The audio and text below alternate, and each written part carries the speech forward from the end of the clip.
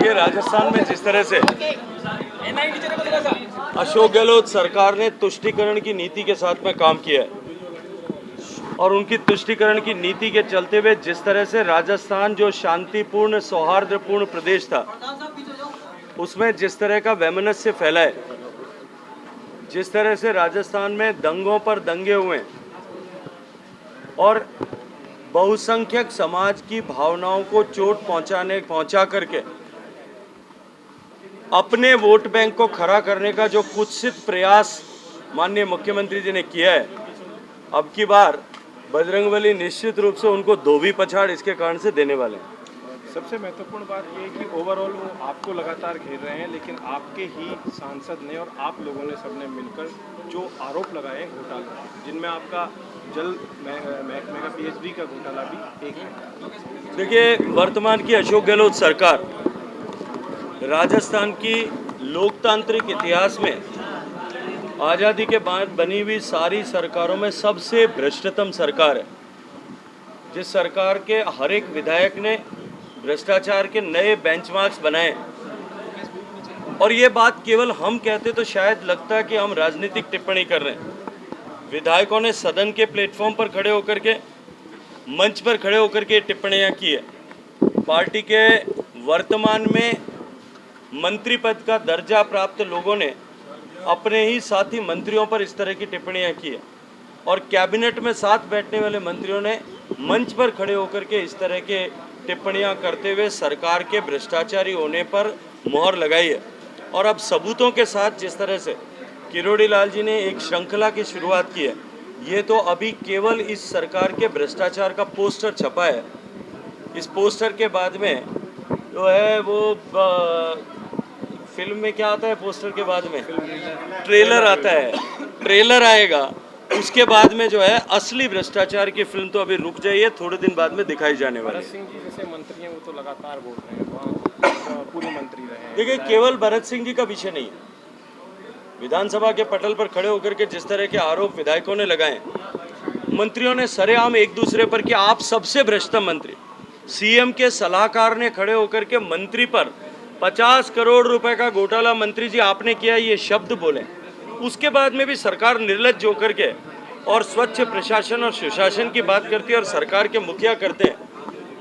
जिस तरह की राजस्थान में हालात है, राजस्थान में जिस तरह से एजेंसीज का दुरुपयोग हो रहा है, राजस्थान में जिस प्रकार से सरकारी मशीनरी का राजनीतिक लाभ के लिए दुरुपयोग हो रहा है, उस सब के कारण से राजस्थान की जनता क्षुब्ध है और साथ ही साथ में राजस्थान में महिलाओं के प्रति अत्याचार के जिस तरह के नित नए आंकड़े आ रहे हैं।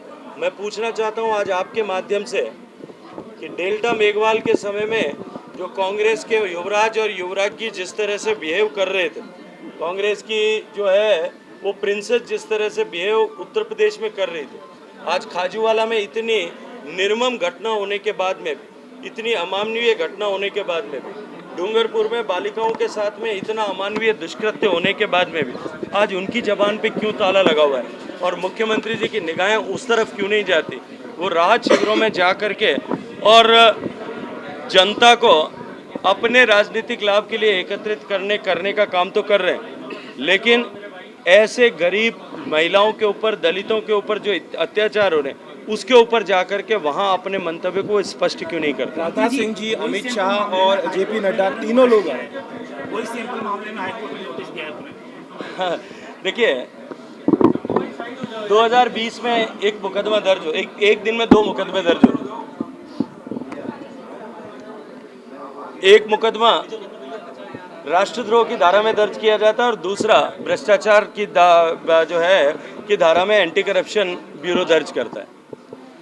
राष्ट्रद्रोह की धारा में मुकदमे दर्ज करके आप पूरे प्रदेश भर में उसके ऊपर टिप्पणियां करते हैं, किसी व्यक्ति के चरित्र हनन का प्रयास करते हैं, उसको राष्ट्रद्रोही ठहरा देते हैं और उसके बाद में 20 दिन बाद में जाकर के आप न्यायालय में कि ये हमने गलती से मुकदमा दर्ज कर लिया था, गलत धाराओं में कर लिया था, उसको लेकर के आप विड्रॉ कर देते हैं।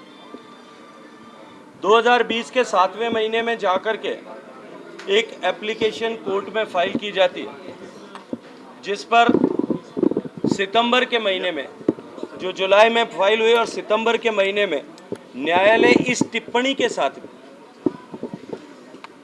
अपना निर्णय सुनाता है कि न्यायालय को यंत्र बना करके अपनी अन्य मंशाओं की पूर्ति का प्रयास अभियोजन करना चाहता है। मुझे लगता है कि इससे बड़ा तमाचा किसी ऑर्डर में नहीं हो सकता था। लेकिन उससे पहले भी पूरे देश के अखबारों में समाचार छपवाया जाता है कि परमिशन मिल गई। फिर उसके बाद में 2 महीने इंतजार करने के बाद में सरकार रिवीजन में जाती है। 1.5 साल बाद में रिवीजन में भी उनकी रिवीजन को डिसमिस कर दिया जाता है, खारिज कर दिया जाता है। 4 महीने तक उसके बाद में फरवरी में फैसला आया था, मार्च में, अप्रैल में, मई में, जून में 101 दिन तक इंतजार करती है सरकार। उसके बाद में जब पूरा न्यायालय अवकाश पर है तब वोकेशनल बेंच के पास में जा कर के, जहाँ सामान्यतः सिर्फ अर्जेंट मैटर सुने जाते हैं, वहाँ छुट्टी के न्यायाधीश के पास में जा कर के और आप एप्लीकेशन लगाते हो। मेरा प्रश्न तो ये है, आप एप्लीकेशन 7 लगाइए, 10 लगाइए, पिछले जो हुआ है वही आगे भी होने वाला है, लेकिन एप्लीकेशन लगाने में आप 110 दिन 101 दिन तक इंतजार करते हो, तब आपको अर्जेंसी नहीं लगती और अब जा कर के आपको अर्जेंसी लगती है। ये सरकारी मशीनरी और तंत्र के दुरुपयोग का क्लासिक एग्जाम्पल है। विपक्षी दलों की आज पटना में बैठक हुई है। राहुल गांधी ने कहा है कि सब विपक्षी दल मिलकर। चलिए, ये एकता जो है भानुमति का कुनबा कितने दिन तक साथ रहेगा, थोड़े दिन इंतजार करो, सामने आने वाला है।